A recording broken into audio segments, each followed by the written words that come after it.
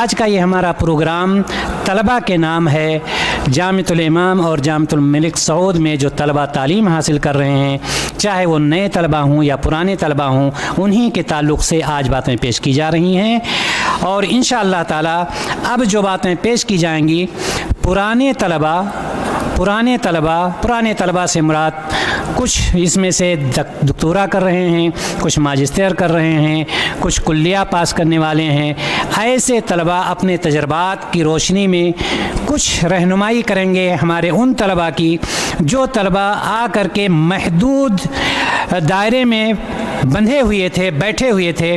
ان کے لیے جیسے کچھ لوگوں نے یہ سمجھ لیا ہے کہ اگر ہم نے کسی اسلامک یونیورسٹی سے تعلیم حاصل کر لی تو ہمارے لیے سارے راستے بند ہو گئے۔ کیا حقیقت میں ایسا ہے؟ اب وہ یونیورسٹیوں میں نہیں جا سکتے، کالجز میں نہیں جا سکتے، اپنے ہند پاک میں یا اسی طرح سے نیپال میں ان جگہوں پر جو یونیورسٹیاں ہیں اس میں نہیں جا سکتے۔ ان ساری چیزوں کی رہنمائی کے لیے تاکہ جن طلباء کو یہ معلومات نہیں ہے ان کے سامنے یہ باتیں پیش کی جائیں، ان کا ذہن کھلے۔ آئیے، اس کے لیے مقرر کیا گیا تھا شیخ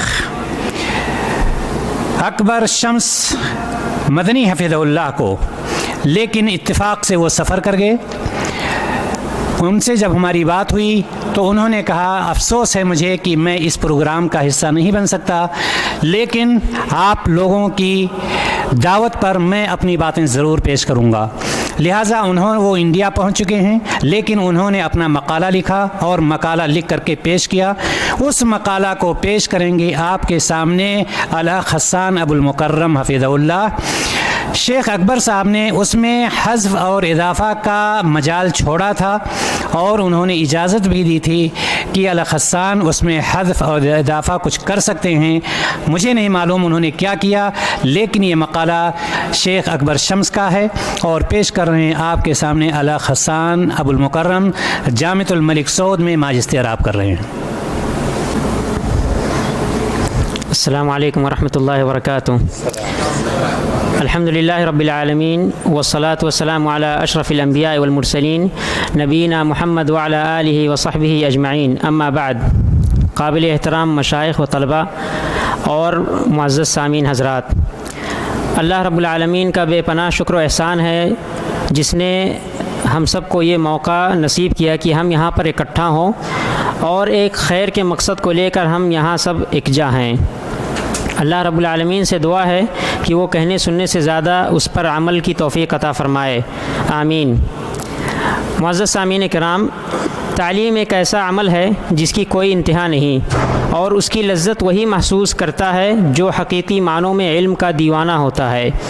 اس لیے ہمیں کبھی تعلیمی سفر نہیں بند کرنا چاہیے۔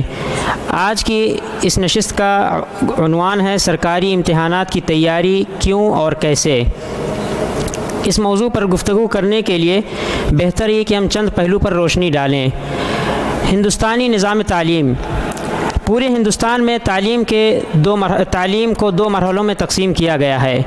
نمبر 1 ماقبل ثانوی، اس مرحلے کی درجہ بندی 4 طریقے سے کی گئی ہے۔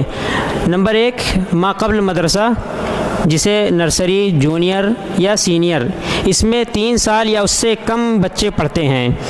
حقیقت میں یہ حکومتی سطح پر منظور نہیں ہے، کیونکہ وہاں کے فلسفہ تعلیم میں 5 سال سے پہلے کی تعلیم ہے ہی نہیں، مگر پرائیویٹ اسکول اس طرح کے کلاس چلاتے ہیں۔ نمبر 2 پری پرائمری، جو 1 سال سے 4 سال کے طلباء کے لیے ہے اور اس کورس کی مدت 4 سال ہے۔ نمبر 3 پرائمری، جو 5 سے 7 سال کے طلباء کے لیے ہے اور اس کی مدت 3 سال ہے۔ نمبر 4 سیکنڈری، جو 8 سے 10 سال کے طلباء کے لیے ہوتی ہے اور اس کی مدت 3 سال ہے۔ 5ویں چیز ہے ہائر سیکنڈری، جو 11 سے 12 سال کے طلباء کے لیے ہے اور اس کی مدت 2 سال ہے۔ نمبر 2 ما بعد ثانوی، ثانویہ کے بعد کا جو مرحلہ ہے اس میں 2 چیزیں ہیں۔ پہلی چیز ہے گریجویشن، اور اس میں 13 سے 15 سال کے طلباء رہتے ہیں عام طور پہ، اور اس کورس کی مدت 3 سے 4 سال ہے۔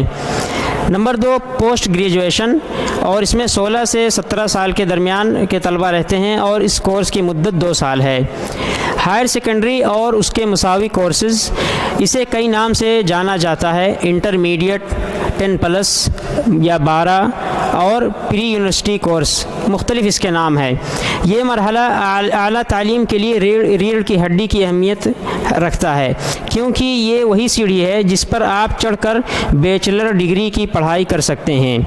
اس مرحلہ کے مساوی کچھ اور کورسز ہیں، جیسے عربی فارسی بورڈ اتر پردیش، مدرسہ board Patna, Bihar opening school board, national council for promotion of Urdu language جس کو NCPUL، اور ڈپلومہ کورسز۔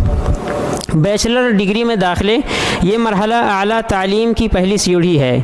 یہاں سے تعلیم کا وہ افق شروع ہوتا ہے جس کی انتہا نہیں۔ ہندوستان میں جتنے پروفیشنل یا سول سروسز کے مناصب ہیں اس کے بعد ہی طے ہوتے ہیں۔ ہندوستانی کالجوں اور یونیورسٹی میں اس مرحلے میں داخلے کے لیے جو سرٹیفکیٹ ضروری ہے وہ ہائر سیکنڈری یا اس کے مساوی کورسز۔ اسی طرح سے جن اداروں کی سرٹیفکیٹ اس مرحلے کے لیے منظور ہے وہ کئی ایک ہیں، اس میں سر فہرست انٹرنیشنل بورڈ، IGCSE یا central board for secondary education, Hare state کا لوکل بورڈ جیسے اتر پردیش کا UPMSP اور مہاراشٹرا میں MSB SHSE، اس طرح کی جو چیزیں ہیں۔ چوتھی چیز ہے All India Council for Indian School Certificate Education, اور پانچویں چیز ہے the National Institute of Opening School جس کو NIOS کہا جاتا ہے۔ اس کے علاوہ کچھ یونیورسٹی ایسی ہیں جن میں مدارس کی سرٹیفکیٹ منظور ہے، جیسے مولانا ابوالکلام آزاد اوپن یونیورسٹی، اس میں بیچلر کی ڈگری کے لیے جامعہ سلفیہ بنارس، جامعہ فیض عام مئو، ندوۃ العلماء لکھنؤ کی عالمیت کی سند منظور ہے۔ یشونت راؤ چوہان اوپن اردو یونیورسٹی ناسک میں ایک انٹرنس ایگزام کے ذریعے داخلہ لیا جا سکتا ہے۔ PG ماسٹر کی ڈگری میں داخلے ہندوستانی جامعات اور کالجوں میں بیچلر ڈگری سے ہندوستان کے کسی بھی جامعہ جس میں بیچلر ڈگری میں انتخاب کیے گئے مضامین کے تخصصات میں داخلہ لیا جا سکتا ہے۔ البتہ سعودی جامعات کے بیچلر ڈگری سے کن جامعات میں اور کس شعبہ میں داخلہ، اس کی کچھ تفصیل اس طرح ہے۔ نمبر 1 جامعہ ملیہ اسلامیہ نیو دہلی، دینیات یا عربی شعبہ، عربی زبان کا شعبہ۔ نمبر 2 دہلی یونیورسٹی، اس میں عربی زبان کے شعبے میں جا سکتے ہیں۔ نمبر 3 الہ آباد یونیورسٹی اور عربی زبان کے شعبے میں۔ نمبر 4 لکھنؤ یونیورسٹی، عربی زبان یا عرب کلچر۔ اسی طرح سے ممبئی یونیورسٹی میں دینیات اور عربی زبان کے شعبہ میں جا سکتے ہیں۔ مدراس یونیورسٹی میں عربی زبان کے شعبے میں جا سکتے ہیں۔ اس کے علاوہ یونیورسٹیوں میں امکانات ہیں مگر ان کے بارے میں مجھے ذاتی معلومات نہیں ہے۔ مذکورہ یونیورسٹی میں داخلے میں میرٹ لسٹ اور انٹرنس ایگزام کی بنیاد پر ہوتے ہیں۔ PG ماسٹر ڈگری کے حصول کے بعد کے امکانات، میری اپنی رائے میں ہر ساتھی کو ماسٹر ڈگری حاصل کر لینا چاہیے۔ تھوڑی سی محنت اور مالی تکلفے سے یہ آسانی حاصل ہو سکتی ہے، مگر اس کے پیچھے ایک مثبت ہدف ہونا چاہیے۔ ماسٹر ڈگری کے حصول کے بعد بہت سے امکانات روشن ہو جاتے ہیں، جیسے پہلی چیز یہ کہ اگر آپ کی عمر ماسٹر ڈگری کے آخری سال میں 28 کے اندر ہے تو آپ JRF امتحانات دینے کے اہل ہو جاتے ہیں۔ یہ ملکی سطح پر ایک مسابقہ جاتی امتحان ہے جو UGC کے نگرانی میں ہوتا ہے، اور اس میں کامیابی کے بعد آپ کو ایک موضوع پر تحقیقی مقالہ لکھنا ہوتا ہے، جس کے لیے مرکزی حکومت کی طرف سے 25 سے 28 ہزار روپے تک ہر ماہ مکافأہ ملتا ہے۔ تحقیق مکمل ہونے کے بعد آپ اسسٹنٹ پروفیسر کے عہدہ پر نکلنے والی آسامیوں میں درخواست دینے کے اہل ہوتے ہیں۔ نمبر 2 اگر آپ کی عمر ماسٹر ڈگری کے آخری سال میں ہے تو آپ نیٹ امتحانات دینے کے اہل ہو جاتے ہیں۔ یہ بھی ملکی سطح پر ایک مسابقہ جاتی امتحان ہے جو UGC کی نگرانی میں ہوتا ہے۔ اس میں کامیابی کے بعد آپ اسسٹنٹ پروفیسر کے عہدہ پر نکلنے والی آسامیوں میں درخواست دینے کے اہل ہوتے ہیں اور آپ کو لیکچرشپ کے لیے منتخب کیا جا سکتا ہے۔ نمبر 3 چونکہ سعودی جامعات کی بیچلر ڈگریاں راست طور پر سول سروسز کے امتحانات کے لیے منظور نہیں کی جاتی، مگر جب آپ ان کے ذریعہ ماسٹر کی ڈگری حاصل کر لیتے ہیں تو آپ امتحانات میں بھی شریک ہو سکتے ہیں۔ نمبر 4 ملٹری فورسز میں مذہبی رہنمائی کے لیے عالمی دین کا سرکاری سطح پر انتخاب ہوتا ہے۔ آپ سعودی جامعات سے بکالوریوس کرنے کے بعد وہاں کی کسی یونیورسٹی سے ماسٹر کر لیتے ہیں تو آپ کا سلیکشن ہو سکتا ہے۔ یہ بات اور ہے کہ اب تک اس پر ایک خاص مکتبہ فکر کی اجارہ داری ہے، کیونکہ نہ ہم جانتے ہیں اور نہ ہی ہم نے کوشش کی ہے۔ دیگر اہم پروفیشنل کورسز۔ عالم دین ہونے کا مقصد یہ ضرور ہے کہ اپنی دین کی خدمت تدریسی دعوتی طور پر کریں، مگر اس کا یہ مطلب قطعی نہیں ہے کہ اس کے سوا کچھ نہیں کر سکتے، بلکہ اس کا ساتھ بازاری کے دور میں ہر عالم کو ایسے پروفیشنل کورسز کرنا چاہیے جس کے ذریعہ سوق العمل میں وزنیت ثابت کر سکیں اور اپنی معیشت کو بہتر بنا سکیں، خودداری کی زندگی گزار سکیں۔ ان کورسز میں یہ اہم ہیں۔ Number 1، pharmacy. 6 مہینے کی کورس سے ڈی فارما کی سرٹیفکیٹ حاصل کی جا سکتی ہے، جس کے ذریعہ آپ اپنا میڈیکل اسٹور چلا سکتے ہیں۔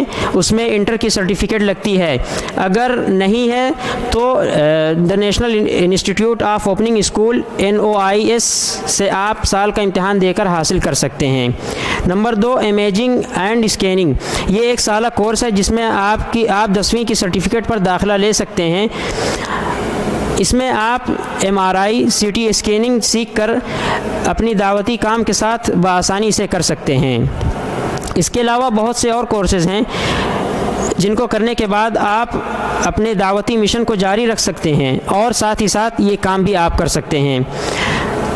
تخصصات کے انتخاب کے تعلق سے ایک اہم بات یہ تھی کہ ابھی تقریباً سال بھر پہلے جنوب ہند میں ملتقى خريج الجامعات السعودیہ فی الہند کے نام سے ایک پروگرام ہوا تھا، جس میں جامعہ ملیہ کے پروفیسر ڈاکٹر جنید حارث حفظہ اللہ نے اس تعلق سے بڑی اہم باتیں پیش کی تھیں، اور ان کی گفتگو خاص طور سے سعودی جامعات کے فارغین کے تعلق سے تھی۔ نیز ہندوستان میں کون کون سے تخصصات میں اور کن کن شعبہ جات میں وہ جا سکتے ہیں، ان کے لیے کس میں جانا زیادہ بہتر رہے گا اور کون سی چیز ان کے لیے زیادہ کارآمد ثابت ہو سکتی ہے۔ پروفیسر صاحب کا یہ پروگرام YouTube چینل پر بھی موجود ہے، جن حضرات کو اس پروگرام کی لنک چاہیے وہ انشاءاللہ طلب کر سکتے ہیں۔ تو اس تعلق سے بھی انہوں نے بڑی اچھی رہنمائی کی ہے۔ امید ہے کہ اللہ رب العالمین ہمیں کہنے سننے سے زیادہ عمل کی توفیق عطا فرمائے۔ اقول قولی ھذا واستغفر اللہ لی ولکم وجزاکم اللہ خیرا، والسلام علیکم ورحمۃ اللہ وبرکاتہ۔